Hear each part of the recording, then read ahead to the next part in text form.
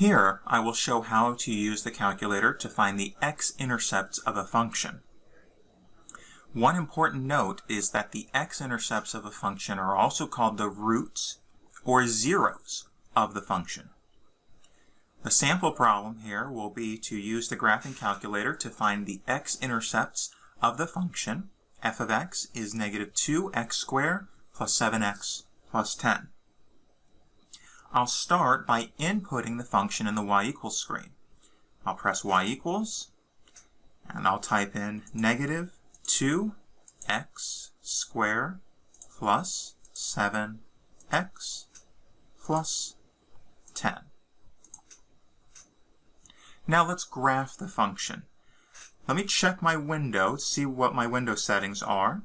So I'll press window, and I'm in what's called the standard window right now, which means that it's from negative 10 to 10 on the x-axis with a scale of 1 on the x-axis, and similarly on the y-axis, negative 10 to 10 by 1s. That's just the standard window.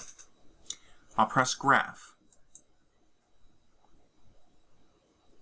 And it shows the graph. And so I can see from this graph that there are two x-intercepts. One appears to be at about negative 1, and the other one appears to be between 4 and 5. If I didn't see both of the x-intercepts, or as many x-intercepts as I'm expecting, I could adjust the window settings so I could see all of them. So now let's bring up the 0 command.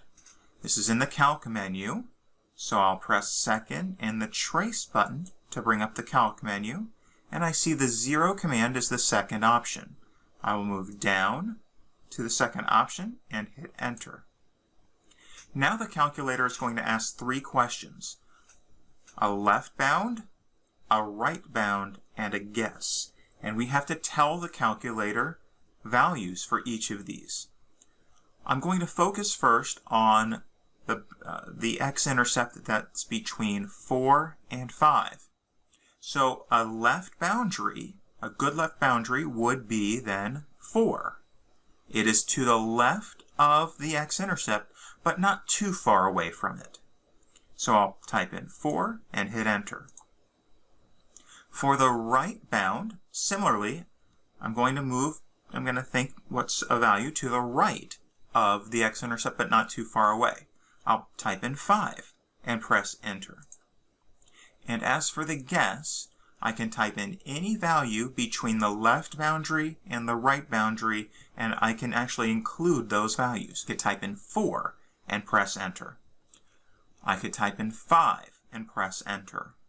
Or I could type in any value between 4 and 5. So I'm just going to go right to the middle of 4 and 5. I'm going to press 4.5 and hit enter. The calculator runs and gives me an approximation. So it looks like the 0 is to 3 decimal places 4.589. So it appears that I have an x-intercept of 4.589. So I've shown how we could use the 0 command and type in specific values. You can also use the cursor to find appropriate values. So let's show that approach instead. So if I again go into the calc menu and use the 0 command, down and press enter. Again, it's asking for a left boundary. What I can do is move the cursor to the left of where I expect the x-intercept to be. So I'll move to the left a few spaces past where I think the x-intercept is, and I'll press enter. And then I'll move the cursor to the right, and one thing that I'm looking for is, notice that it's showing the y values. I'm looking for a sign change on the y values. The sign changed to negative. It changed from positive to negative. So that's a good right boundary. I'll press enter, and then for the guess, I'll just press enter a third time. And again, it shows that 0. So now would be a good time to pause this video and use your calculator to find the other x-intercept.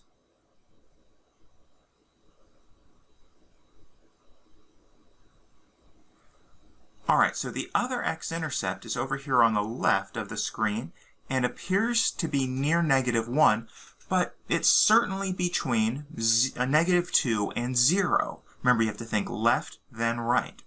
So I'll use the second calc. I'll bring up the 0 command by moving down to the second option and hitting 0.